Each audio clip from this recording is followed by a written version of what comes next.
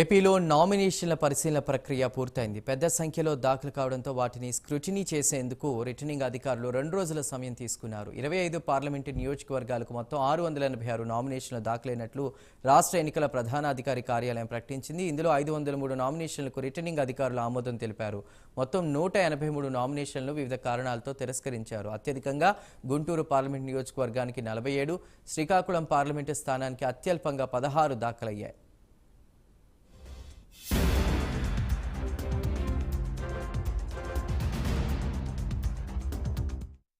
ఏపీలో 175 అసెంబ్లీ నియోజకవర్గాలకు గాను మొత్తం 3644 నామినేషన్లు దాఖలయ్యాయి. వీటిలో 2705 నామినేషన్లను రిటర్నింగ్ అధికారులు పరిశీలన అనంతరం ఆమోదించారు. 939 నామినేషన్లు తిరస్కరించారు. అత్యధికంగా తిరుపతి అసెంబ్లీ నియోజకవర్గానికి 52 నామినేషన్లు దాఖలవగా అత్యల్పంగా చోడవరం నియోజకవర్గంలో 8 నామినేషన్లు దాఖలయ్యాయి.